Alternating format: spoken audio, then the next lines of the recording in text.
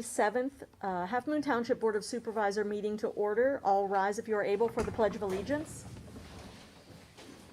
I pledge allegiance to the flag of the United States of America and to the republic for which it stands, one nation, under God, indivisible, with liberty and justice for all. Thank you all. We'll start the meeting with Denise giving us our opening announcements. Yes, we're still, actually, I believe we're coming up on the end of the census here, so Halfmoon is still winning the battle against the other townships. So congratulations, Halfmooners. We've done a fantastic job. September is Suicide Prevention Month, and September 10th specifically is Suicide Awareness Day. If you have either suicidal thoughts or tendencies or know somebody struggling with it and need some help yourself, there is a number. You can call the National Suicide Prevention Hotline at 1-800-273-8255. It's available 24 hours a day, 7 days a week. And as well, this evening's meeting is being recorded live on CNET's YouTube channel. And our meeting is also available anytime through the Zoom links that we provide on our website and through our email blast. Excellent. All right.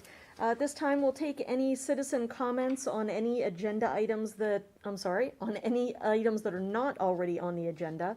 And did we get anything ahead of time, or is there anyone on right now?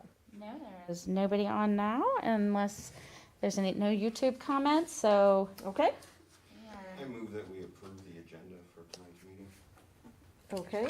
Before we move forward, Yes, sir. I'd like to move Mr. Snyder up, because I'm sure he'd like to spend his evening at home. Yes, Yeah, sure. we can do that. We move Not that in. it'll take that long through the rest of it, but I know how it is to come to a township meeting. We always appreciate that. Yes, we will definitely. We will.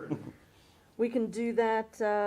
Actually, I'm not even sure if we have too much for the old business, so it might be pretty quick anyway. Did we have any updates on old business? Yes, One we're going to update? go through Joanne Fisher, and then we do have D, the resolution Okay, about the fee schedule. we'll move Walt's presentation up ahead of that.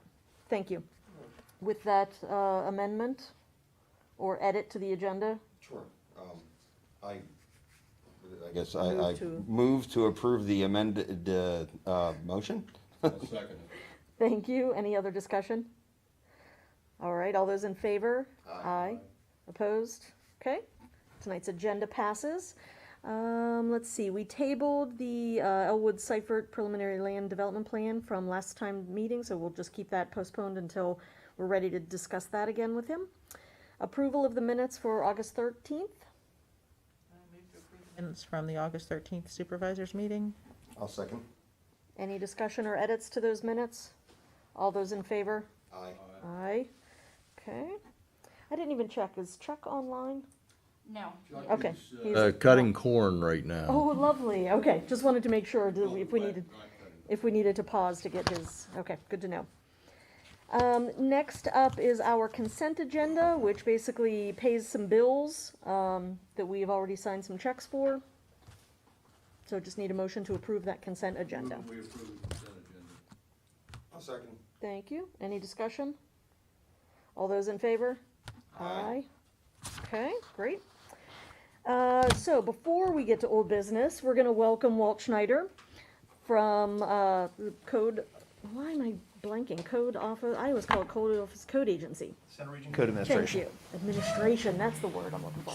Thank you, Walt. So How do we wanna get started tonight? Yep. So if you remember, we did have a citizen come in about a month ago and have a discussion with the board about being a renter and some issues that she had with being a renter. I'm sorry, it was her neighbors, and she was having some difficulties with the renters next to her.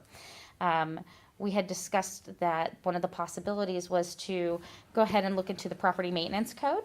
And we had asked that Walt come in and have a discussion with the supervisors. When we looked through everything, it appears that this was something that we had discussed back in August of 2018. Sure will. And we had 2018? 2018, and Wow. it was I thought it was last year. I thought it was last year too. it was supposed to be discussed again in February of last year, and it was tabled. But Walt was invited to come back on the 13th of June. But there was no further movement in it. So at this point, we just kind of want to give you a bit of a refresher with it and talk about the possibilities that exist if we look into moving forward with anything in the code program. There are possibilities to pick and choose some of the things that we'd like to do. I'll walk into that a little bit more, but when we get into rental housing, there's a lot of things with Airbnbs and temporary housing, and is temporary, 7 days? Is it 1 day? Is it 30 days? Is it 6 months? So there's different items that if we decide we would like to enter into the property maintenance program, and specifically rental housing, there are items that we can kind of accommodate specifically for Halfmoon Township. Well, thanks for coming back. I did not realize it was so long ago that it seems like yesterday. Yes, it does. So thank you. And if you could just start at the high level, give us the overview of the program again for us. Thank you. Not a problem. The property maintenance code really encompasses three things. One is rental housing, one is commercial fire, and then the other is truly property maintenance that is applied across the board in many cases. As indicated, we have options with respect to, unlike the state building code, this one we can do some tailoring. And what we've done for the other municipalities, currently 6 of the 7 municipalities who participate in the Center Region Code Administration do administer the Center Region Building Safety and Property Maintenance Code. And we have developed a mechanism in that code to be able to kind of let you pick and choose. Mm-hmm. What we are encouraging, if we go down this road, though, as we pick and choose, we're requesting don't tweak real hard. And what I mean by that is we like in or out. Yeah. The tweaking and changing makes it difficult, not just for the inspectors, but also, oddly enough, for landowners who have properties in multiple municipalities. One of the interesting things that came out of a number of the developers actually praising the document was that back before we put the Center Region Building Safety and Property Maintenance Code together, each of the municipalities had passed their own ordinances doing this same thing, but things were just a little bit different. And so they would have a property in Ferguson Township and a property in Patton Township, and there might be just a subtle difference between the two, and they found it frustrating. Mm-hmm. And so one of the things that we try and do is we try and at least try and keep it to kind of in or out as compared to really making subtle differences. And not saying you can't. You can. It's your code. It's your document. But we would work with you as we would go through this to look at, and as Denise and I have spoken, we would sit down, and if we went truly down this road heading towards this, we would either be looking for a committee to work with to kind of go through the kind of the nuts and bolts, or we could do it with the entire group in work sessions and go through, where we basically would give you copies of the document, say we're going to go through this many chapters, and sit down with you and kind of work through. When we did Bellefonte last time, that's what we truly did. We gave them the document and then set up a number of work sessions and went through page by page. Does anybody have questions here? Does anybody have questions there? They're an example of some places where we have made some modifications and actually additions. They have some things that no one else has in the code. They have recently updated their version to be, they had a problem with materials on porches. And where most of the region, it's about road and harborage and combustible materials, they had a property maintenance issue truly where they were having auto parts and metal scrap on front porches and in the visible area. And so theirs got tightened up with respect to what you can and can't have on the porch. And theirs is probably the most stringent right now because of that. So we give you options as we go through this. Quick question. When you've worked with other groups, Yes. and you say that work sessions, Yes. did they have any residents, any citizens on those work session groups, committees? They were all advertised, and Okay. no, Just they wondering. didn't come in. Now, State College Borough, when we go through a full update of the document, State College Borough probably does the most the best way I can put it is probably the most intense engagement, in that it is just not put on an advertised agenda. Truly, we reach out and engage at that point to students, rental housing owners, contractors, really heavily to be able to get feedback. And a lot of theirs stems to, there's a section of the code regarding nuisance property and how you deal with nuisance properties. And so that's what really garners a lot of feedback in the borough, because that piece, dealing with nuisance properties, can jeopardize your ability to rent. Right, okay.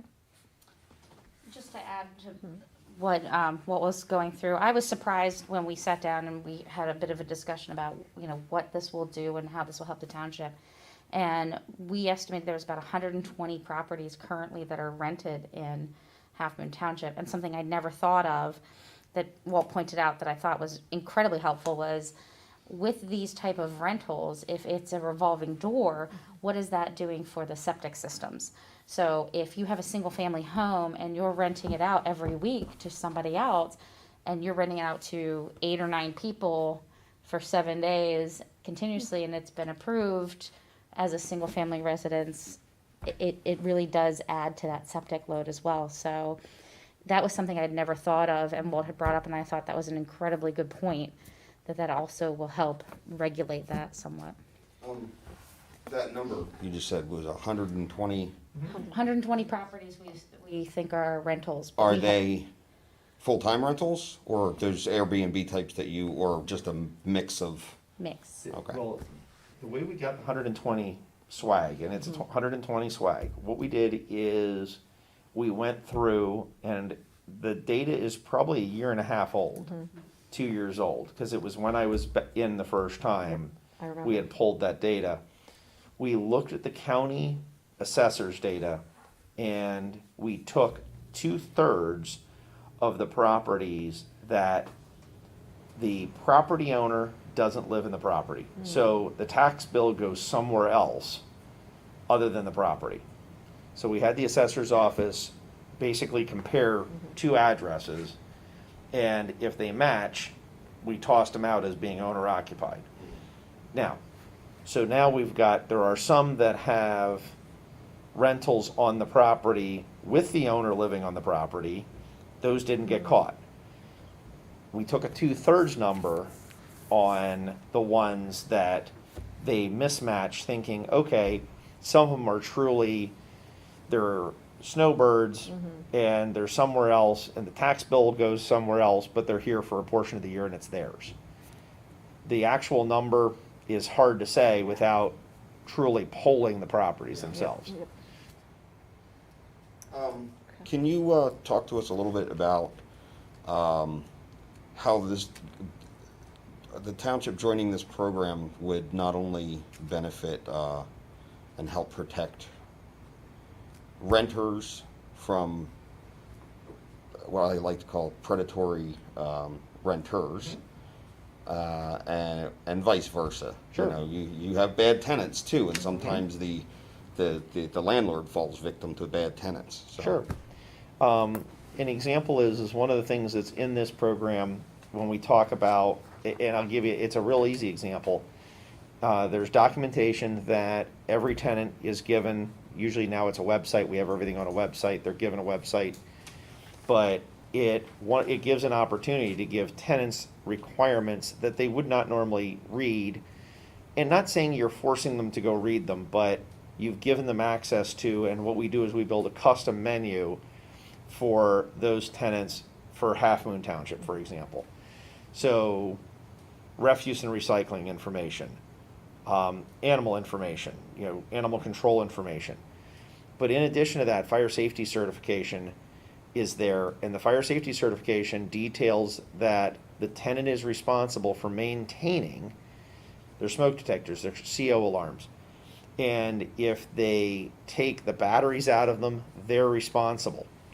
And so what we do is we have the ability then to transfer that liability over to the tenant, that if something would happen and they have disabled those items, at that point in time, there's a liability transfer over to the tenant versus the landlord.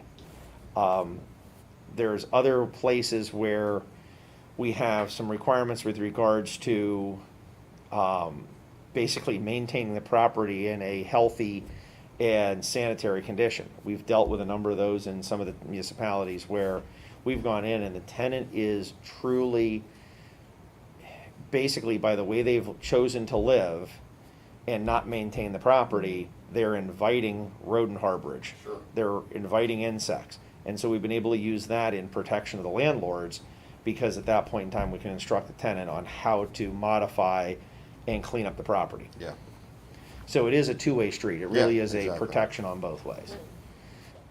One of the questions that's always asked, what does this cost the township? You guys, you know, it's a tight year always. There's never any loose year from a financial standpoint. This costs the township absolutely zero. Exactly. We truly run the program on the rental fees. There's no transference of cost from new construction over to rental housing or fire. So it self-supports itself throughout the whole program. Similar to the other programs, the municipalities, you know, do I track that your dollar is being spent exactly in Half Moon? The answer is no. But the program itself self-balances, and we run the existing structures program on its own and the new construction program on their own. So they're not subsidizing each other. What is the fee to the landlord? Right this second, this year, the fee is $37 a year. For sorry, rental I would argue housing. that that would be a hardship. Is there a yearly, are there like on-site inspections? Every 3 years, Every three. we inspect absolutely every rental property. Right now, there's about 21,000 properties within the region, and we truly will be in boots on the ground on every one of those every 3 years.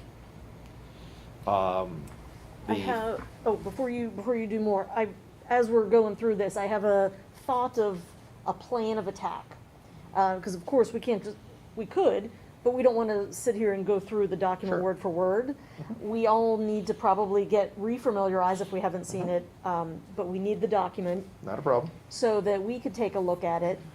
I think we could, after maybe looking at it, reconvene and say, move forward, yes or no.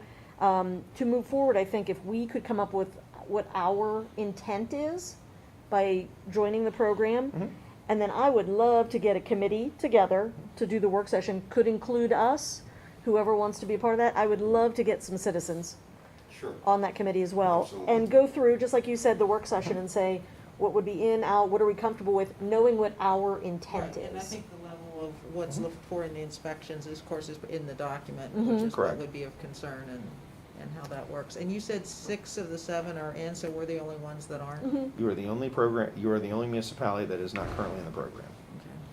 Okay. Let me pose this question. Let's say Jim down the road has a house that he wants to rent. It's a 200-year-old structure. It's not in terrible shape, but it's a 200-year-old structure. Sure. Like how much of a this needs to be brought up to code, that needs to be corrected kind of thing would go into that, especially in a situation where someone is already renting that 200-year-old house and has tenants, and so far everything's been fine, and then here we are bringing in this policy.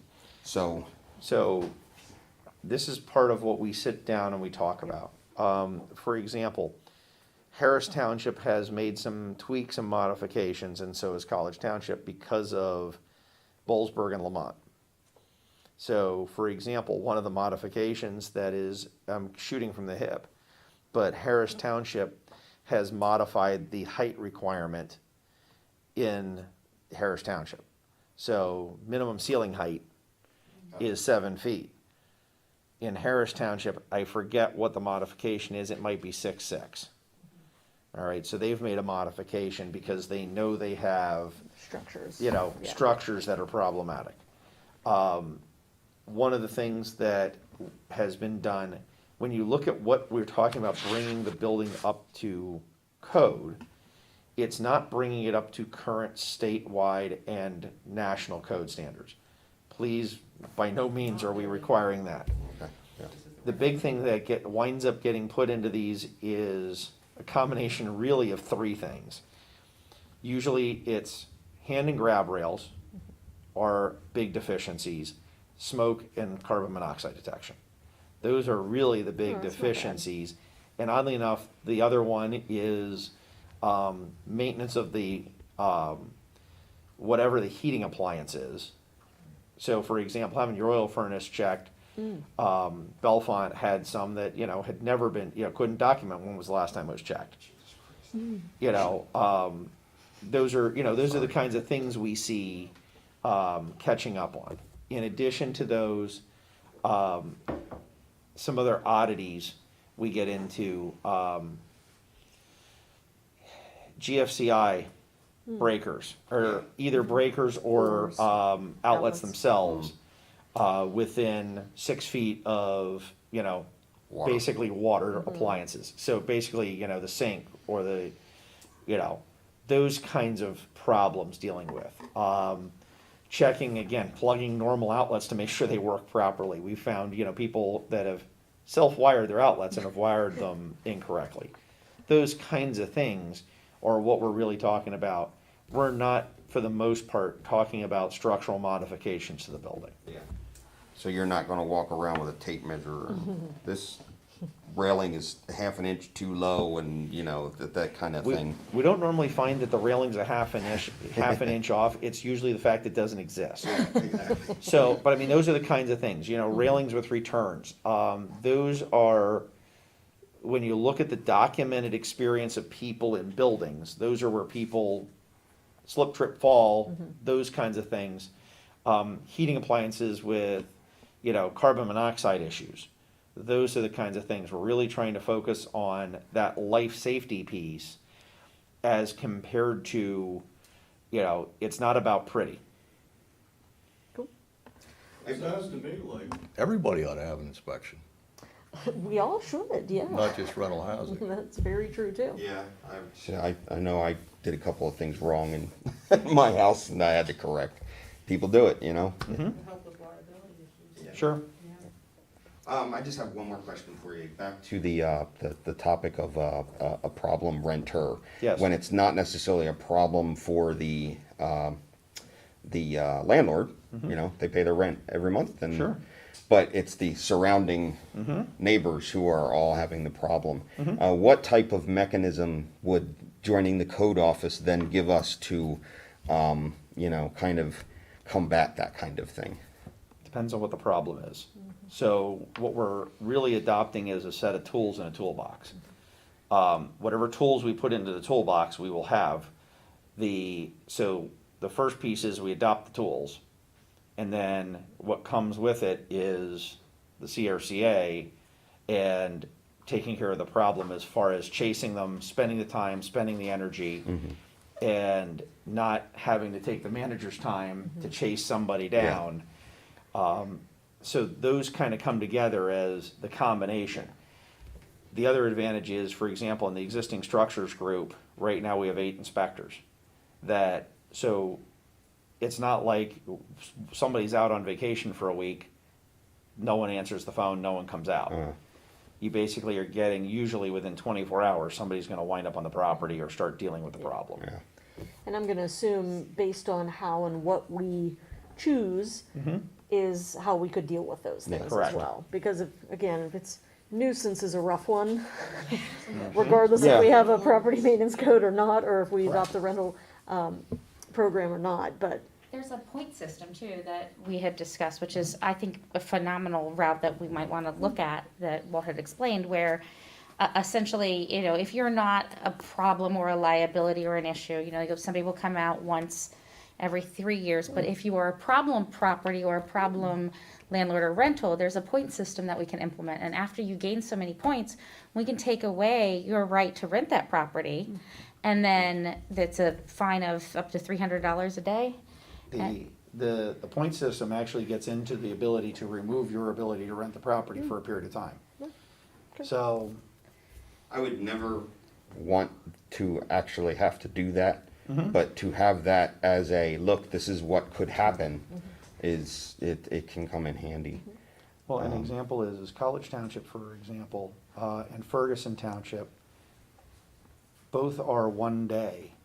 If you rent, you're required to have a permit. Gives a minimum level of safety, but both of them chose to go down that route because they were having extreme problems with football rentals. Yeah. And there was no, this is what could happen to you.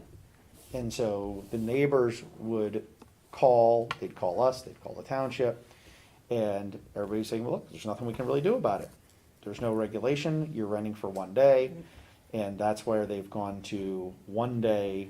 You know, if you rent, it requires a permit. And oddly enough, we don't have a whole lot of phone calls now.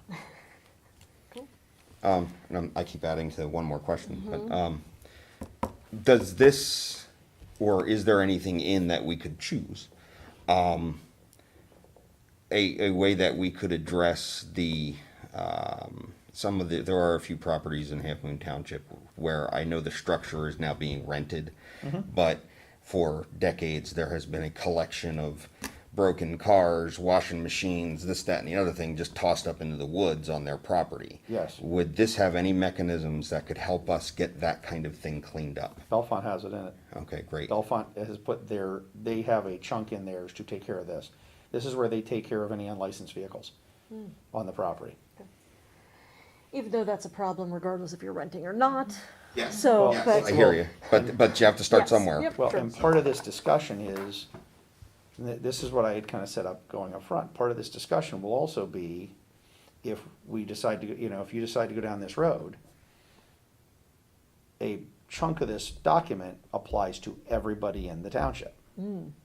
Not just rental properties, not just commercial properties, but applies to everybody in the township.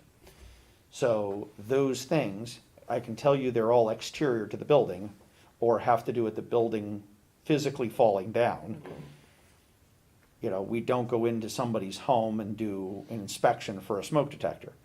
But an example is Bellefonte's requirements regarding material on the porch is across the board. It doesn't make a difference if it's owner occupied or if it's, a rental or vacant. Yeah. It's truly, at that point in time, it's in place to protect the entire municipality. And that decision as to what gets applied across the board or only to rentals Right. is up to you, the board. Awesome. So, I'm done. I'm sure we could sit and ask things all night, but I would like to have us actually read through the document, get familiar with more of what the program entails and how we could potentially benefit and have our residents benefit from it as well. Does that sound like an okay plan for us to get the document, decide how long we want to take to review it, and then see how we want to move forward with what would our intent be if we want to choose to do that, and then getting a committee together? Does that sound okay? Sounds like a plan. Okay. Does anyone have any more, while Walt is here, any other questions How do you before? regulate Airbnbs? Airbnbs, depending on the municipality. So for example, in State College Borough, they have a 7-day ticker on rentals. So as long as they're not renting continuously for more than 7 days, they don't require permits. In Bellefonte, Ferguson, and College Townships, they are at a 1-day rental. So, when we get complaints, we'll follow up. We basically state, we send in, it's, I don't want to say it's a warm and fuzzy letter, but it's a relatively warm and fuzzy letter saying, we have belief that this is a rental or that you've rented your property. Could, and please request them to go through the property. If we get a complaint, we'll follow up accordingly on a complaint. And occasionally, at the request, usually of the municipal manager, we'll do a kind of I don't want to say a polling, but we'll go through the Airbnb list, what we see, and check them out. A number of years ago, when we first put it in place, we did College Township. At the request of College Township, we went through the Listings. Airbnb ads and verified what we had, and then sent them 20-day letters, what we call a 20-day letter, because we give them 20 days to respond to get them into compliance. Okay. Somebody rents out a house or Let's just say I'm a college professor and I go on sabbatical and I've got somebody living in my house. Is that considered a rental or what is that? That's a rental. That's a rental. So again, this will be up to you, the board, to make a decision as to College Ferguson and College Ferguson and Bellefonte are 1 day. State College Burr and Patton are 7, and Harris is 30. Okay. The duration of rental that triggers you. Each has advantages and disadvantages to it. So really, it's up to you as to how to write. The one exception that, and again, I'm shooting from the hip, the one exception that we wrote into the last revision of the code was if you sell your house, and the envisionment was you're building a new house and you sell yours, and the sale goes quick, and you're gonna move into your new house, but it isn't done, there's a provision that you don't need a rental permit if you were the original owner and you're renting back to yourself, basically, so you know the property real well. We have it in there that you don't need a permit. You have 180 days to do that. And that's in place in all of the 6 municipalities, that you have 180 days, you can rent your own house back to your, and you don't need a permit. On the other hand, the other way does require a permit based on the normal duration of rental. So if you're selling your house and you're out of it and the new people come in and they have a long lead on closing, so let's say they have 5 months on closing and they're gonna rent it for 5 months before they physically buy it, Yeah, they would require a rental permit. that makes sense. Okay. Cool, good, I'll So, get the document out to you. yeah. and you've got the link to the document, correct? Yes, I don't know if that had the revisions for each one that you had shown me on paper, Okay. but as long as it does, that'd be great, because that'll give them Yep, the it should. ability Some to see idea. what the other townships Yeah. have done as well. It should have everything in it. Perfect. Awesome. Then I will send that out to the board.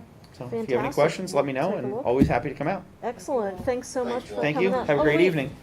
I'm sorry, do you have a comment about the rental agreement, rental program? Yes? Come on up to the Yeah, sorry, Walt, you can That's step okay. back. Not a Yeah, problem. we need your voice. Thank you, Walt. Thank you. I came up this evening specifically because I saw that this was on the agenda. Yeah, I think Denise may have clued me into it in an informal discussion on other Yes. matters. And I have to confess, the discussion here leaves me with considerably mixed feelings.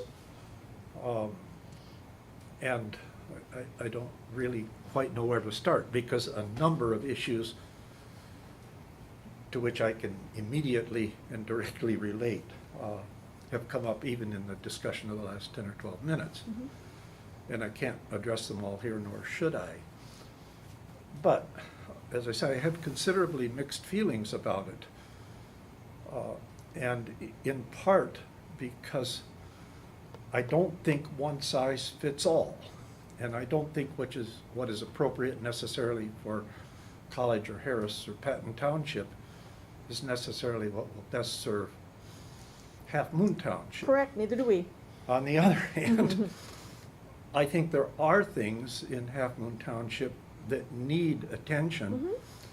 And so the bottom line is, I want to encourage you to give due consideration to implementing some kind of, I guess, what you call the property maintenance code. Now, some of the things I've heard tonight, which again, in a way refreshed my memory, I find troubling. Well, specifically, mention of a $37 annual inspection fee, yes. am I right? Annual. Well, doggone it, I'm sorry, but my wife and I have tenant properties on our farm, and all of our tenants have been there for 20 or more years. I haven't even been in one of those homes but twice in the last 20 years. There's no need for me to go in that home. I know that it's well maintained. We take care of the furnace and the roof and the siding, air conditioner, whatever it may be. I if I take 20 years times $37 on that particular house and the others as well, well, that's real money. We have stable, good tenants who treat their homes as if they own them, in part because we don't charge state college grade rents. But if we're expected to be paying for state college grade inspections, then I don't feel Well, we should have to I'm absorb the very cost. happy that you have great renters. Not everybody does. I realize So this is, yes. I realize so, that. Yep. But now, for example, this summer or earlier this spring, we were faced with a $35 walkover sewer inspection fee. Mm-hmm. Well, doggone it, all of the sewer and septic systems were put in according to code. We have them pumped every 3 years, or in some cases more frequently, and we've never had a problem. So what I might Why recommend do is we have as, to incur- as we are going through this, because I we know. haven't made any decisions yet, I as you know. heard tonight. But What I I would wanna share- love is for I- you to possibly be on our committee, since you're a renter. We would love to have landlords and renters on the committee, because I don't rent. I've been here for over 20 years. I want the comments from people. So we would love for you to participate in that as we go forward. Well, on the We're other certainly hand- not making any decisions tonight. I don't want to leave with a negative impression. Yeah. Because on the whole, I think it may be and might Mm-hmm. be necessary. And as you know, I've spoken to you at an earlier time about property maintenance Yep. and the issue of whether or not we need to have junkyards Right. for more than half a century. And I've become more sensitized to this since I spoke with you, because if you go just a mile beyond the county line, just upwind Yep. from yep, Dave yep. Piper's, Yes. we have a junkyard developing, Yes. which I consider, in particular, in the light of this summer's weather, to be a fire hazard. Mm-hmm. And I would feel every bit as uncomfortable as I think David should, Yeah. being downwind of a southwest wind of a fire starts at that place. Right. He'll be in the same situation as a home in Paradise, California. And I hope it's raining. Well, Unfortunately, we don't it have any better. control over what happens on the other side of the county line. I mean, I feel you. No. And in fact, I'll even mention, the original reason why we brought Walt out tonight was because of, you were here in February, maybe it was March. Yeah, it was to tell us about a pre-COVID. property that has Yeah. issues. I'll That's leave it right. at that right now. That's right. And my original intent, I apologize, it took us so long to kind of try and move on this, but the COVID thing happened and No apology. everything went haywire. Not But necessary. my original reason for bringing Walt out here was to address what you came to us to speak about that Yeah. night. Well, as I And say, again, now, we've- now my concern is, again, much more so, because my rentals are all, we're happy, we don't have any problem. I know there are other issues for other people, but now my concern is really that of safety. And when we are either in the immediate neighborhood or in a situation where a property has reached the point of being a hazardous property because of fire, contamination of soil, water, or whatever, then maybe for that reason, we do need property maintenance. Well, and that's And I'll like leave it Walt at that. said, that's the primary reason for it is safety. And that's what Yes. we are here to do, is ensure public safety. And this is an issue that we've talked about for the past couple years. We just haven't pulled any triggers on it yet.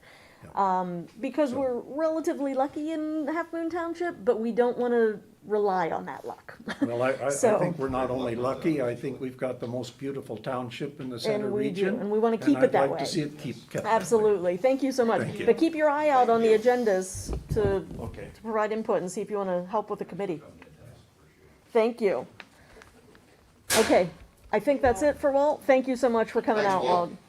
Appreciate it. Thank you. You Take too, be care. careful. Watch the deer. Yeah. That's our tagline, watch the deer. Okay, so that was the new business. Let's get to old business, which is the Joanne Fisher Open Space Preservation Application. We have an update. Thank you, Dennis. Yes, I actually have two resolutions, one for each application, that I just need the board to approve and then we'll sign. And this is just part of the whole program and how you get entered into it. It's been some time, I guess, since this has happened, but we do need to approve resolutions that have the agreement as part of it, as well as the memorandum of lease. And then the board signs this and this gets all documented together as part of the lease agreement. So there are two of them.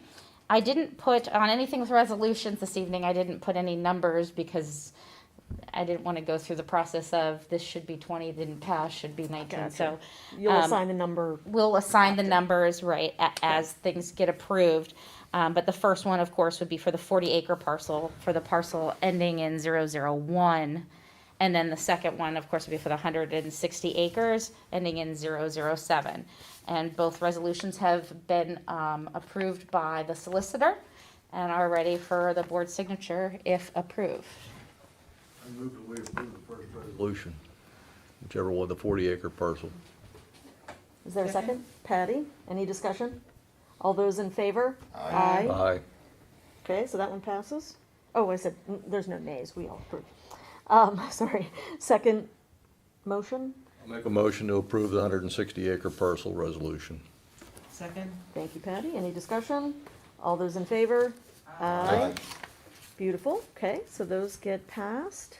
Fantastic. That will now be off of the old business Nice. part of the agenda. Thank Very you. nice. And let's see, any update on the strategic plan notes? No, I had Okay. my final meeting with Dave Provoca, and Century's provided all the follow-up notes, so I'll be forming something as the thoughts come Okay. together. We've kind of, it's going to be in a little bit of a different format than what you saw Okay. previously. Sure. Let's see, we don't have anything with the official map. No. And are we still tabling the schedule of fees, or do we need to approve that? No, I'd like to talk about Let's the do it. schedule of fees. We did get Okay. everything back from the solicitor. So I originally, you have two resolutions. Every year you're supposed to do your resolution for your schedule of fees. And this year there was one passed early in the beginning of the year, and then there was 2020-08, which passed. And I think that had some updates. Yep. When I was looking at some of our fees, when somebody came in, I realized that we needed to make some modifications to our fee schedule. So I have, and I will pull it up here. Some of these fees that we have, we're not going to be amending, and that's because they are through code. And there are fees that were approved through the SEO and through code, but some of them I did go through and change, and I want to just go through those very quickly with the board. As I slowly do this with a, You're fine. You want to borrow my mouse? I forgot my keyboard, it makes it very difficult. So one of the things was the subdivision and land development fees. When we first looked at this, we currently are not billing back anything for the staff time as far as for Corey, our senior planner, and we're not billing back our zoning officer's time. And we weren't consistent in the bill back of engineering fees and legal fees. So one of the things I did was look at that, increase the base application, and then do it a per lot plus a certain fee per lot for the subdivision fees. So if you have a 50 lot subdivision, you're going to obviously pay more in a base fee because there's more time that has to go into the review, there's more administrative costs behind that type of review. If you have a 1 lot subdivision, of course, Less it'll be work. less, but our fees weren't even enough to cover, based off of the 2 plans we just received this year. We crushed that fee within one person's time, not covering everybody's time. So we changed that, and then what we also did was for the escrow account, we are looking to increase the escrow account based off of the number of lots. And then what we'll do is we'll take that money, so any of the consultant fees that we get, so legal fees or Ken's fees for zoning, because we do pay that out and contract that, we'll keep track of the escrow, and then that gets whittled down, and then we can do direct billing. Jeff is working right now on a developer's agreement, which then anybody who comes in for a subdivision will then sign, which basically does state you're going to have the 18-month road maintenance bond. You have to pay back all these fees as a contingency on any plan approvals. So we'll be getting that in place as well. But these are the fees that I suggest that we change it to based off of just alone the applications that we've received this year, and the fact that we can start charging back for people's time rather than having all taxpayers subsidize somebody else's subdivision. So that's the first part. And, oh, go ahead. Okay. There's more. Go ahead. The other thing in here is parkland fee. So right now, if you decide to subdivide, there is in ordinance 2009-03, anytime you subdivide, there is a fee for either parkland that you need to provide, or you can do a fee in lieu of parkland dedication. And this is something that a lot of municipalities use as a way to build up funds to pay for parks. So We need that. yes, so that hasn't been properly enforced and enacted in our fee schedule, and so I've added that because that is something that we do have and should be made available to the developers to know. The one of the big ones I had was also when we looked at zoning. I did zoning based off of the value of construction. Our zoning fees in the past were, you could get a zoning permit for as little as $20 for Ken to come out and just go do a stake inspection and then come back out. That's an hour of his time, and he charges a little bit more than $20. So even a base fee, we weren't covering staff's time properly. So we looked at that and changed that based off of the value of construction. So a $75 fee as a base, no matter what, as long as your construction is below $46,875. It's a math equation, that's a whole lot of fun. Then that is the base fee that will cover staff time just to do the bare minimum. And then anything over that value of construction, it's a really small amount that you multiply out by the value of construction. Quick question. So you said less than 46,000 cost. Yes, So if I have like a $2,000 project, it's a $75 zoning. Okay. Yep, because we're still spending at least that hour that we He's were allowed. charging $20, where that doesn't even come close to covering any of staff's time. One of the other big things I noticed is in our old fee schedule, we had something called non-conforming use application, and it was $25. A non-conforming use application is an entire hearing. So what that actually should have read was a certificate of non-conformity from the zoning officer, which is quite different than an application. So if somebody had come in and asked for that, that typically, just the advertising alone is over $250, and we were charging $25. So we just did some cleanup on some things like that. Text amendment applications and zoning map amendments, usually they don't necessarily go hand in hand, but if they were to go hand in hand, $5,000 may be an excessive fee. But what's really nice about the fee schedule is the board always has the opportunity to waive fees for somebody. So the cost of either one, we still have to go back and do codification and printing, and there's a lot involved with that. So I kind of separated those out and made it so that we're not paying for any type of codification that we have to do through E-code, that's handled by anything that the applicant requests. I'm not familiar with why someone would Want to change in trigger those types things? of things, but that's okay. We don't have to go into that right now. I can give you a very quick example. Okay, go ahead. If you are in agriculture, and let's say, we actually have something right now in front of the board. Okay. Somebody was in ag, and they were granted a conditional use, and they're a commercial property. And they wanted a change in use application because now they want that to be ag property to sell it. But the conditional use doesn't follow it, so there's a change in use application that will be coming. So there's different, there's different levels of what you have to do when you Gotcha. have So use of that would property. trigger either 6 or 7? A text amendment might be, maybe there's something in our zoning that isn't a use provided for, or maybe we've done something that restricts somebody that we need to change the text. Gotcha. But the text may not necessarily trigger a change in the map. But a lot of times they go hand in hand. Right, I gotcha. Okay. And vice versa. Somebody might want the map changed, but it necessarily may not change the text.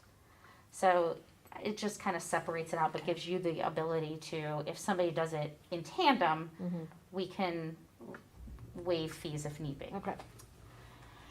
And then under every section, what we've done is added this language that says, in addition to the foregoing fees, the township will charge any actual expense incurred by the township that exceeds these fees. So as we keep track of what something costs, people will be charged back for the amount above and beyond what is listed on our fee schedule, which is not a practice we've done in the past, but is allowable as per the MPC. Now you just created the bottomless pit.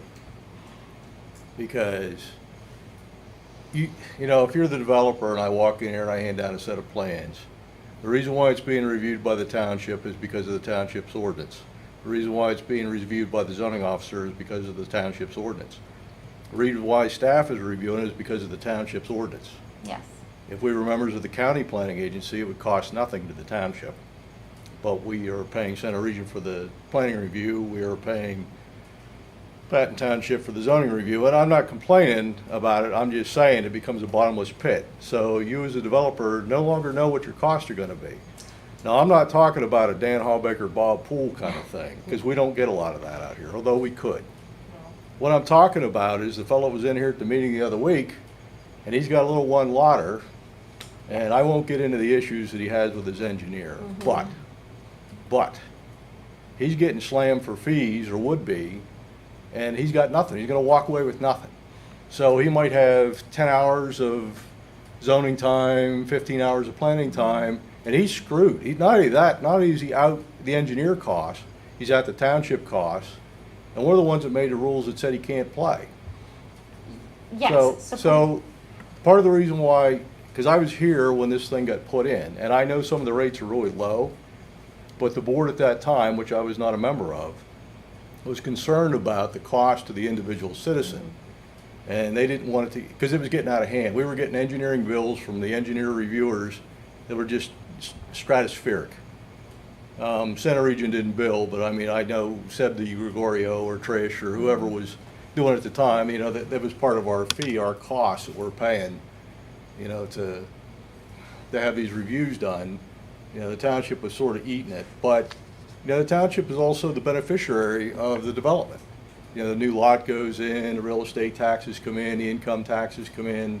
So if you want development, and, you know, it's like, if you're the private developer or the guy taking off a lot for his kid, all you see is the government with his hand out constantly trying to draw fees off.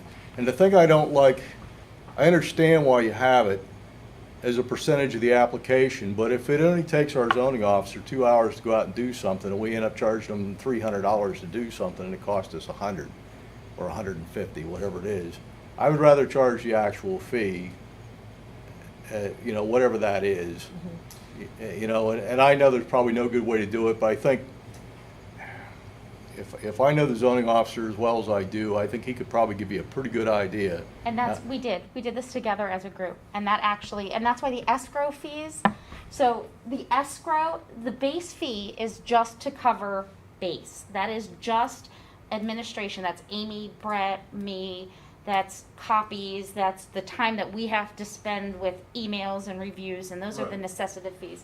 The subdivision escrows, and this is what's nice, is the escrow is the amount that, in the kindest way I could put this, so if you're a one lot subdivision, right, we've exceeded that for that one particular lot. I'm sure we And have, it's because because, that's yes, 20 and years so, old. because the township has done what an engineer should have handled because that person chose to subdivide. So rather than put the fee and the time and the extra work on the township, this fee schedule says you need to get your things together. And if you do not, if that $1,000 isn't spent because you've done your homework and your engineer's done their homework, that gets returned to you. Do we still have a review checklist when somebody brings in a plan?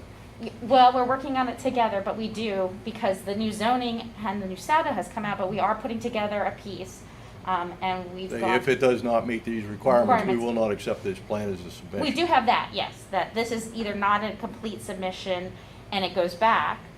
And I've also been working on, Jeff hasn't had the opportunity to review this, but one of the things that we have is we're changing our forms so that it also says you're going to have this escrow, and these are the things that you must provide to us before you can even consider giving us your plan. And if you do not have this checklist complete, we will not accept this as a So- plan.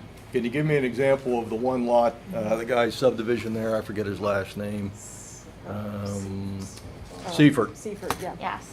So Corey's time alone, our senior planner's time alone, in just the last 3 months of working with that plan, and I remember that had come from January, just the last 3 months, has been over 400, and that's one person's, 400 what? $400 worth of time that when you take and multiply that, now that doesn't include our engineer's time, our Right. fire chief's time, our time, the meeting we've had Well, what else do multiple we hire meetings. Corey to do for us? So our senior planner? That's his job. I mean, we're paying this money to COG to have somebody do this for us. We are, and I think part of this is, he's here for the township, which is correct, but do we want the township taxpayers to pay for him? Or if he's spending so many hours on one particular plan, person's right. thing, should that person pay for some of that? I do get it. I have a little bit of concern also because I know this balance thing that we try and do. Oh, out it's a here in terrible Halfmoon. thing to try to balance because it's It such a is. complex issue. It is. But that's why the escrow fee is nice, because if you do not use the entire escrow, it gets refunded to you. But you're saying I do not use the escrow if I'm the plan submitter. I have no choice. I come in here and I submit a set of plans and I say I'm gonna take off a lot or try to take off a lot or do 2 lots or 10 lots or 20 lots. But I submit those plans, I turn it over to the township. I don't have any control of whether I use my escrow fee or I don't use my escrow fee. Now, maybe I hire an engineer that's totally incompetent, but I don't know that. They have a registered professional license. Maybe the planner's asleep that day, or maybe it's like the guy who put rocker panels on my brother's car and he went and put a roof on his house and charged my brother for the time. So I have no control over it. So you're just opening up the sky to say, well, you know, you submitted a $3,000 escrow or whatever it is. The landowner, the guy that's probably in least control of the whole thing, other than he says, I want to subdivide or I want to have a hearing or whatever it is. He's the one that's paying out of pocket. The engineer's not paying out of pocket saying, hey, if I do a really good job and the planner gets a good review and the township does a good review, you know, I'm gonna get to keep this money or get this money back for my use.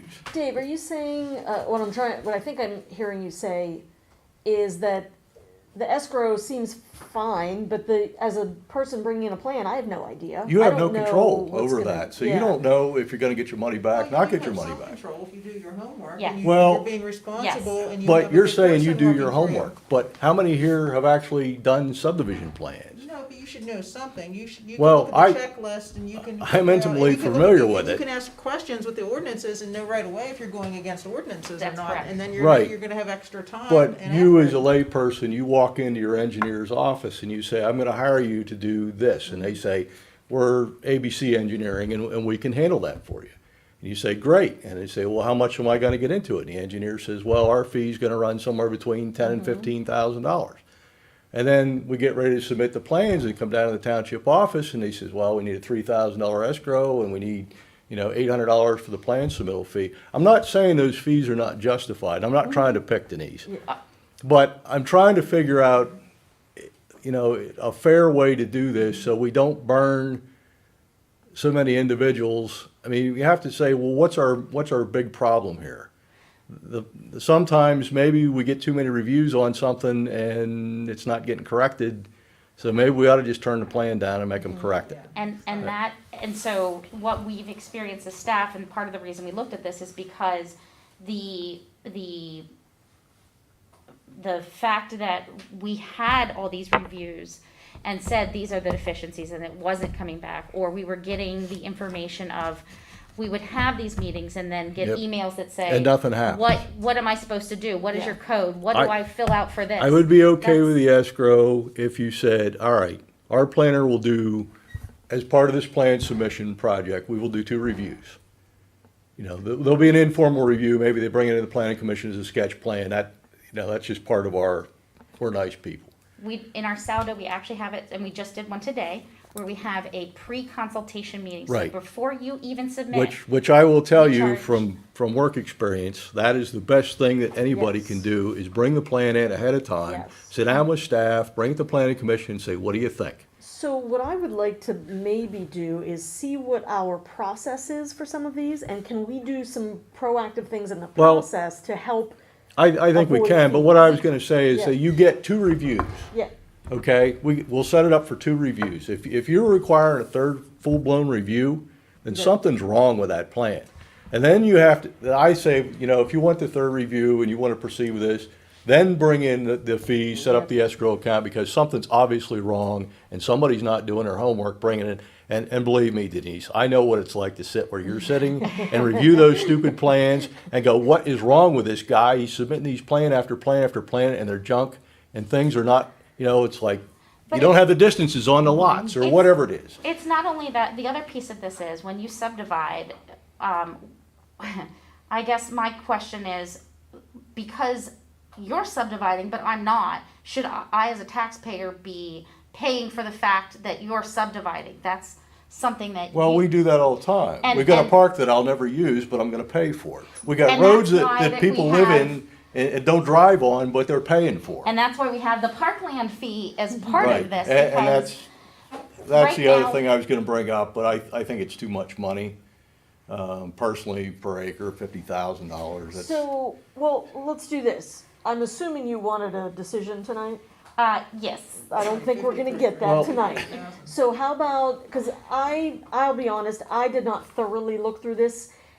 So, and I don't know if anyone else has. I'm not here to blindside Denise. Oh, no, no, no. I just no, wanted no, to no. discuss it because, Well, I don't wanna just Yeah. say, oh yeah, all those look fine without really absorbing what that impact is gonna be. And again, I kinda like what you're saying, Dave, about we'll do this much. We're willing to do this much. If it's gonna go past this point, you're gonna be paying. then you're gonna So be that's paying in the some big bucks. MPC, that is already outlined, so Okay. we Yep. cannot say that we'll only give you 2. If you follow with the provisions that are Oh. outlined in the MPC and our SAUDO, Okay. we can do 30 if you follow the outlines. Right. So we don't get to say that Ah. unless we change our entire SAUDO, and Okay. it still falls in line with the MPC. Okay. So what this is doing is it falls in line with the MPC, and it falls in line with our SAUDO. It's been reviewed by the solicitor, it's been reviewed by staff. Yeah, but what we can say is that before your escrow account is touched, you get 2 reviews. And that's, Simple as that. yeah, so the And base say, fee, that's what the base these fee 2 covers. reviews are covered under the initial fee. Okay. That's And that exactly way, what the happens. person's not in a panic. So our planner does a review, our zoning officer does a review. And at that point, there's a list that's made up and sent back to the developer's engineer, surveyor, architect, whomever. And that's what we do. Okay, and then they have to meet what's on the list. Now, sometimes that requires a meeting because, just because it's in the ordinance doesn't mean it's physically possible to do that. Okay, so even if you have to have a meeting, big deal. They resubmit the plan with the revisions, and our staff does a review. And I would expect it to come through clean, and maybe, there's a couple tweaks or whatever. But at that point, it should be done, okay? And if it's not done, then I would say, and I think to be fair to the public, whomever it is, they need to know where the buck stops. And then if they get 2 reviews, so they know that after that 2 reviews, if their plan's not clean, we're gonna start drawing money out of the escrow. I'm okay with that. I don't care. And that's what you get in this. That's what Right, the base but- fee and the application But what is. I'm afraid of is, it doesn't say that exactly. So that's outlined in our SAUDO, and that's also part of what I've asked Right. Jeff Well- to review, because Right. what we're paying, what that base fee covers is not only the administrative time, but it covers the fire chief, right? So when the fire chief does a review, we don't get a bill submitted from the fire chief. That's part of that application. That one specific plan we're talking about has been reviewed by the fire chief 4 separate times. So at some point, again, Well, I and we mean- don't get a bill back for that, but Right. that again. But I It wanna say, goes- if somebody submits a plan and it's clean, then we don't have, and say, these are what the rates are. We may never touch their escrow. Right, and we don't have to touch their escrow, but they need to know that. Yeah. Because if they walk in here and say, well, I've just put $2,500 in an escrow account, and I don't know what the limits are. Now, I mean, they're gonna get on their engineer, surveyor, architect and say, you've had 2 reviews and you haven't completed this thing, now it's gonna cost me money out of my escrow. Then it's gonna get turned back on those guys, Yes, and they're not gonna wanna hear from their clients saying, hey, you flubbed it. Yeah. yes, and Okay? that's what this is designed to But do. right now, it just looks like the township just says, yeah, just keep writing checks. And I know that happens a lot. So I have a possible suggestion. What do you guys think about this? Because this is one slice of the pie. The document, the app, or what's Yeah, that this is doc? just for the What are the fees. forms that you have there? So what we did is Process when having this escrow and Yeah. talking about this, what I did was take a look at all of our forms Mm-hmm. and this plan review application and updated it so that the language down here explains that you're going to have an escrow and when things are due. So here's what I would love to help tie it all together, because I think that's where I'm missing. Like I see this piece here, and then there's another piece here. adopting the rates. Well, no, I'm But- not yet. I'm not. Okay. Because what I would love to do is see if we can maybe run a recent scenario, not take a whole lot of your time to do this, but if we could run through a recent scenario and see what would this look like in this new. With Yes, Give us a I quick actually- and dirty on two recent subdivisions. So the first one that came in and that was not as clean, that amount has gone over $1,400 easily. And that does not include the fact that that did not follow the rules set forth in our saldo for you provide us with this plan and staff has this many days. That got fast tracked. And we kind of tried to work around that because of COVID and everything else. But that has far exceeded these fees. Yeah, I understand. We've And got an as of right anomaly now, now, so. the township is over $1,000 in the hole for that plan. The one that you signed this evening that came through clean, that one wouldn't have touched the escrow. So we ran through these, and you know, this is, the reason I wanted to put this through this evening is specifically because we're seeing that there will be an increase in some of these items, and we're getting some things into the township right now that we're getting checks for things that we're gonna have to go through and review that will, again, put Right. us in a hole rather than give us the opportunity to get that fee from the person that may be Yeah. requesting whatever. Just to be clear, and I'll try to be quick about it, this was set up to keep the people that were submitting plans from getting burned by our staff, well, not our staff, but our engineer and some of the consultants that we'd brought in for some other, no, there were bigger developments in the township than what we've got going now. But it was like an open book, and the engineers that we had hired to do the reviews on these plans were just, the bills were phenomenal coming through. I mean, just out of control. And I see it in other municipalities, and I won't name who, but it does happen quite often. It's just like, okay, you got a reviewing job, and there's no limit. There are some good engineering companies that do super jobs on this stuff. And I gotta say, our engineer now is great. I've never had an issue with him. But some of the larger companies, sometimes it just looks like it flows. And believe me, when you're developing, you're looking at streets, you're looking at water lines, you're looking at NPDES permits.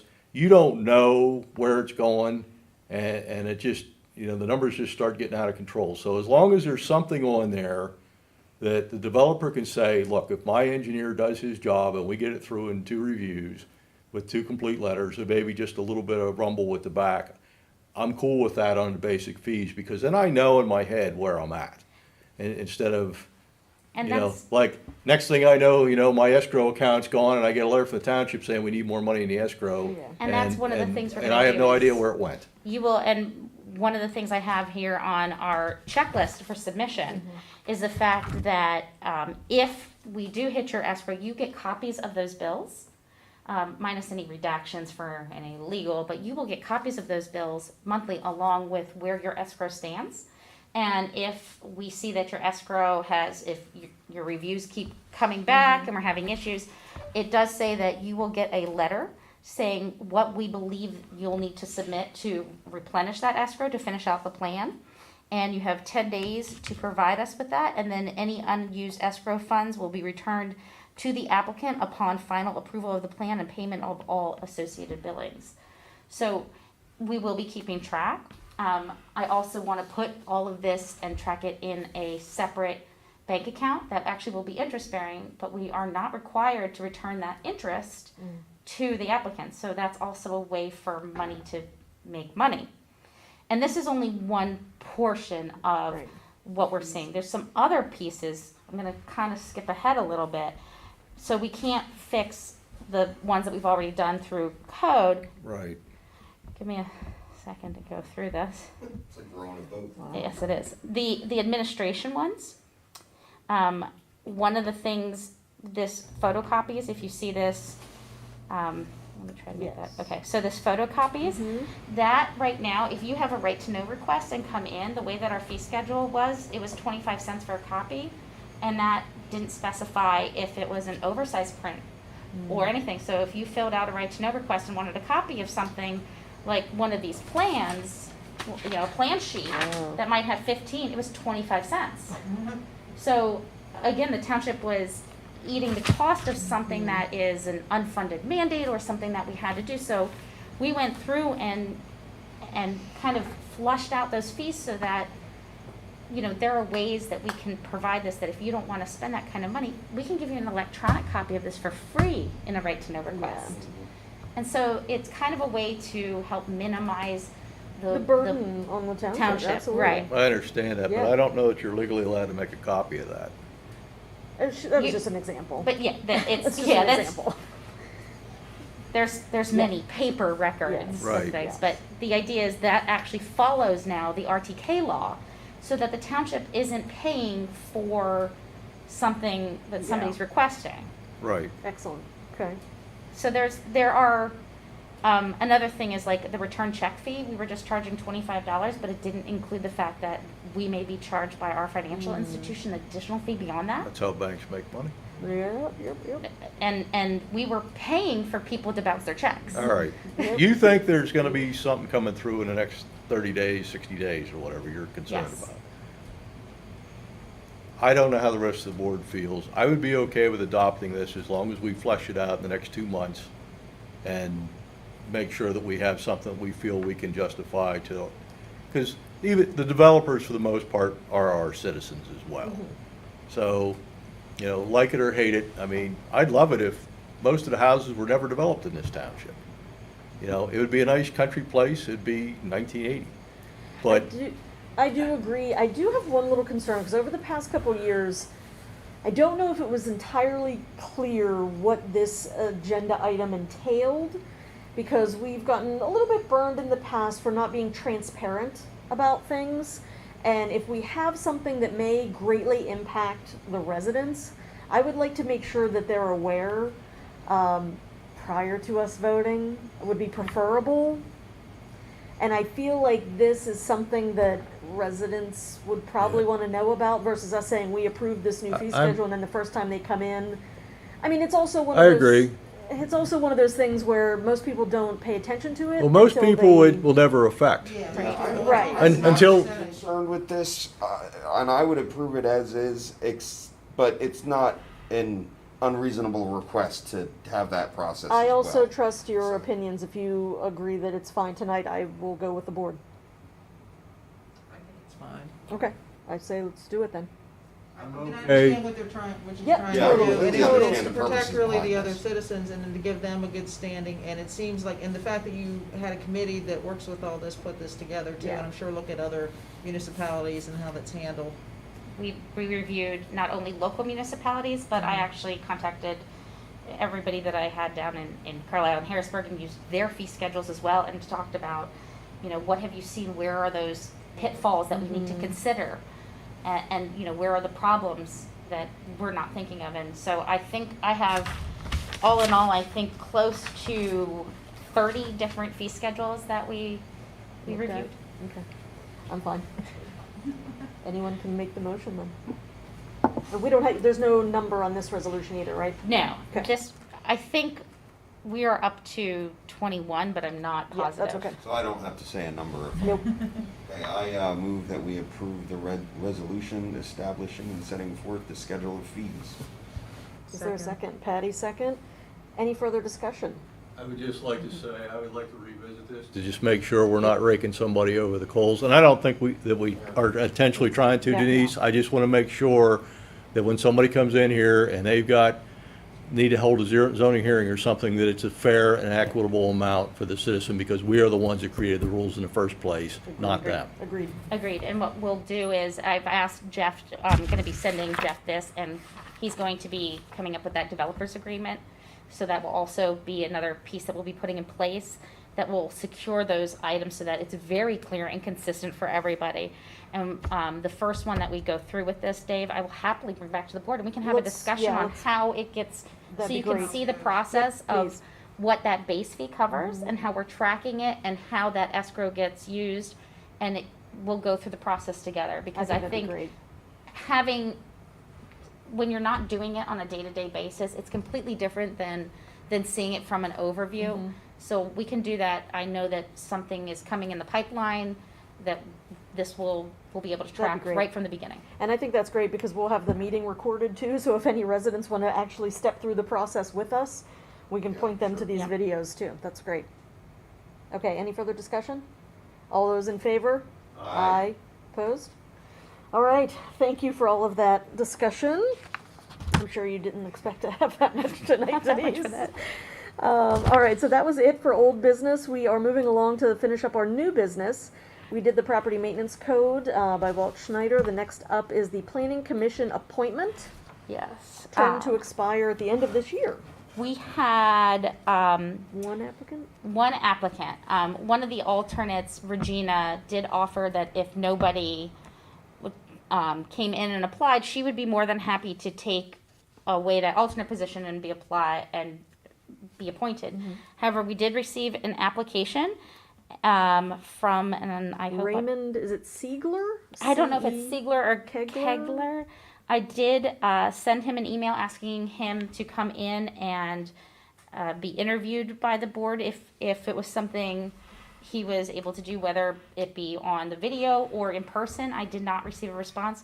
We also invited the planning commission to come and have a discussion with the board about the applicants so that it could be a back and forth. We only received one response, that one planning commission member was unable to attend and didn't hear anything back from anybody else. But we do have Raymond's application. His resume has been included, which is quite lengthy. It's 9 pages. And it looks like he's had his own company or companies. Yes, For a while? he is a real estate appraiser. It appears to me. He's done a bunch with FHA coursework. I'll pull up the beginning of his resume here. I don't know the other, I missed one page. Yeah. It actually is a public document whenever somebody applies to this, so this is a public document now at this stage. He actually, my understanding is he's also our elections constable. He's a constable.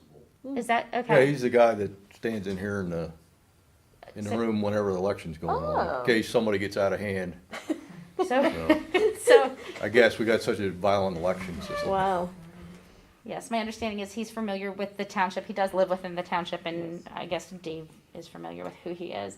He would be appointed to fill out the remainder of the term until December 31st, and then come the beginning of the year, that appointment could either be reappointed or somebody else. Okay. It is completely up to the board, but this would be to fill out the remainder of that term. And Dave, you do know him? I do know. Okay. Does anyone on the planning commission know him or give any comment? I didn't receive Didn't anything. receive no. anything yet. Okay. It's always hard to do this, and we only have one applicant, and we haven't met him. But I will tell you, I called him this evening. To see if he was coming to the meeting. And he has a new grandchild and he's in Aw. Ohio. So, that's fine. I said, well, I guess you're not coming to the meeting. Yeah, no. He goes, well, I didn't know that was tonight. I said, well, I said, it would be kind of nice if you showed up and then you could talk to the board, but I am totally fine, especially knowing that this is a short term for now Yes. as well, and, And you know, what we can get to know him and have the planning commission get to know him and see what we would wanna do in 2021. Sure. So, if anyone wants to make that motion to appoint, I'd be happy to receive it. I don't know his name, and It's Sigler. Okay. Sigler? Yeah, I used to call him Ziegler and he got pretty mad at me. I move that we appoint Raymond Sigler to the planning commission for the term to expire 12/31/2020. I'll second. Thank you, Dave. Is there any discussion? All those in favor?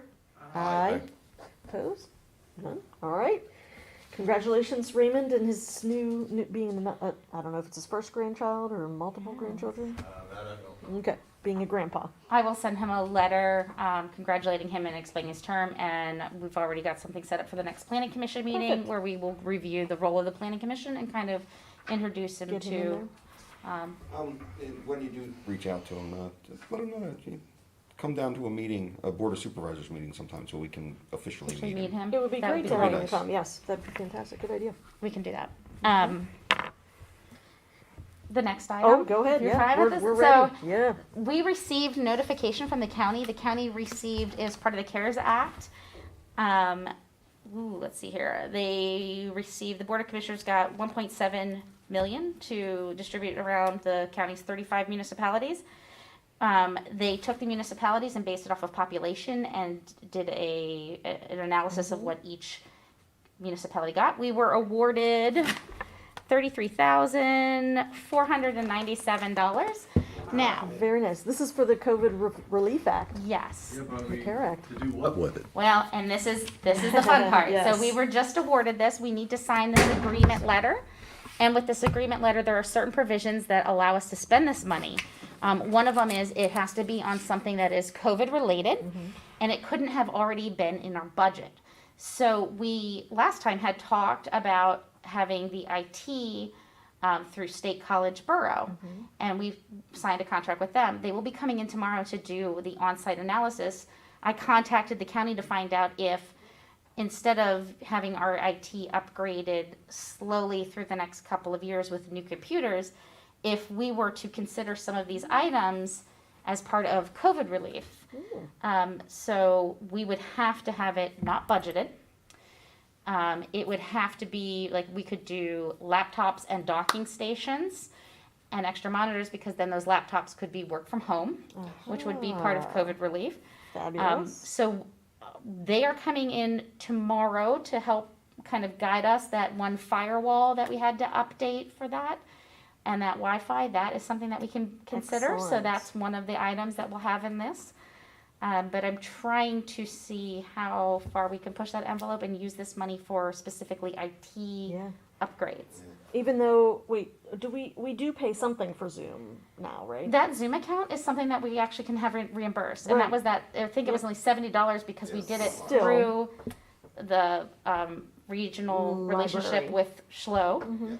So that is actually something I will be submitting as Perfect, well, perfect, because that was not in the budget and that was directly COVID related.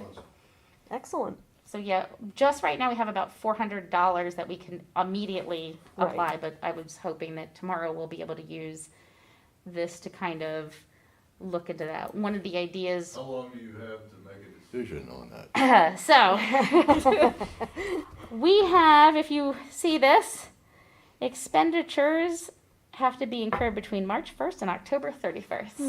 That would be something. And we already spent money on that. Some of it we did, and we tracked it for COVID in our QuickBooks accounting. So when we did the Zoom thing, we classed everything out. So we ran a report that is anything that's COVID related, that was one of these expenditures.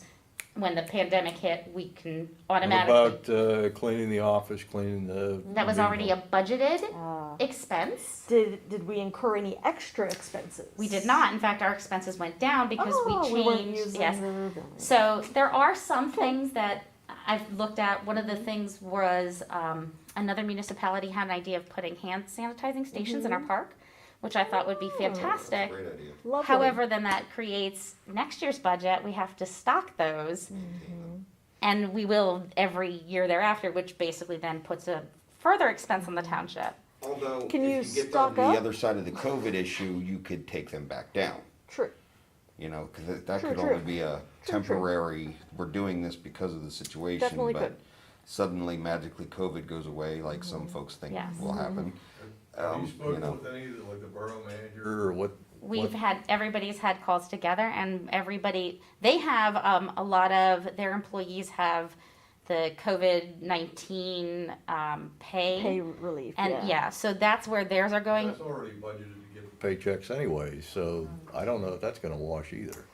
Well, I don't, yeah, that could be, yeah. But I fully intend to find every way to spend every last dime. Unless that involve, I think that might involve like furloughing or Yes. not paying people. Yeah, we didn't fire Right. anybody, I No, don't think. No, we've been fortunate enough that nobody had to be furloughed, nobody had to take any type of COVID Right. relief. The staff has been phenomenal about having open and honest conversations about, caring for family members. Yeah. And their comfort level, Nice. with working, and we've been very fortunate in that fact. Yeah. Well, I'm sure you're gonna be creative, as you always are, and working with the other managers, to hear what they're using as well, so we can see what we can do. Fabulous. Keep going. Okay, Yeah. so the only thing is we just need to approve the agreement. Oh, okay. So basically what we're saying is we'll take that money. I move that we approve the COVID-19 County Relief Block Grant Fund recipient agreement. Is there a second? Oh, second. Patty, second. Any further discussion? Now, if we don't, do we return some of that, or how does that work? So we only get the money when the Oh, expenses are done. So that's held somewhere else, and then we basically apply towards that amount, they and give then it, we'll just yeah. get, okay, good. If We're we- allocated that amount. Yes, We don't yes. actually get a check for Okay. that amount. Yeah, I don't wanna get it. Yeah. Write a check. Right. Or 2 years later, find out it wasn't. Audited for- Yeah, one of the things is if we don't spend all the money, the managers right now are working on an initiative, and I think this went to COG General Forum, where we're looking at doing something called Helping Happy Valley. And, okay, so you're familiar with this, which is basically using and leveraging our relationships within the community and business partners so that we develop a marketing campaign so that we're less reliant upon Penn State sports as a main income source, and we're promoting other local businesses.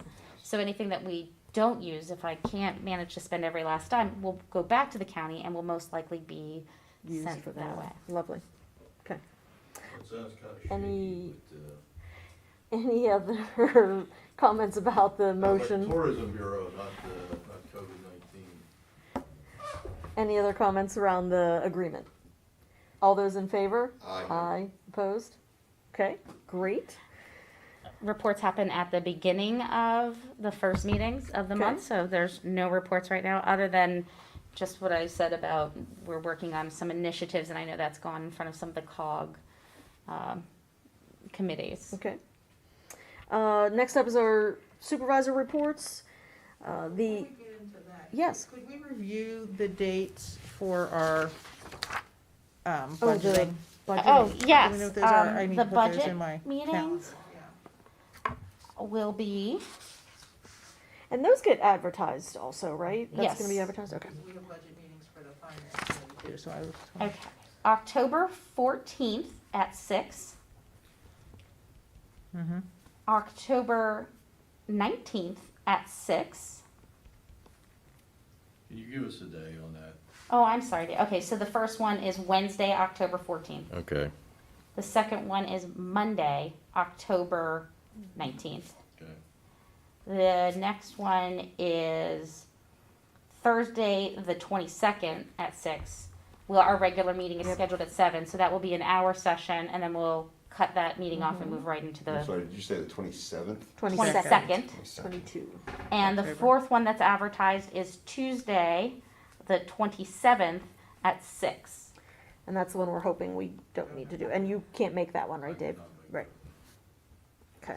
Just have to get it done before the end of Thursday.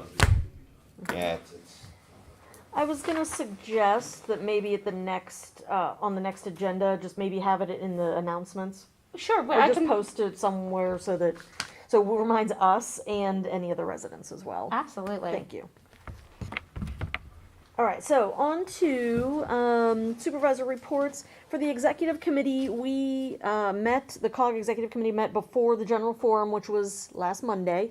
And we basically just went over the agenda items for that and had a session to discuss the 6-month review of Eric Nornberg, which was discussed at the general forum meeting. All good. So that's really all that we did in the executive committee. And the Public Services and Environmental Committee, we meet at the beginning of every month, so our next one's coming up next week.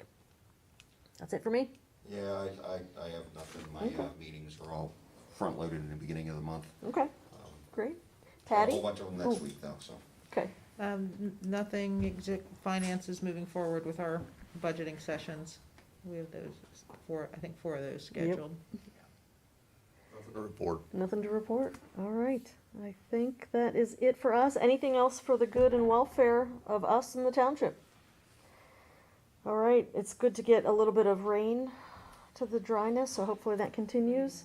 I think it evaporated before it hit the ground. It's, yeah, hopefully we'll get a little bit more, though. Our next Board of Supervisors meeting is gonna be on Thursday, September 10th at 7 PM. And with that, any other business tonight? All right, meeting adjourned. Thank you all.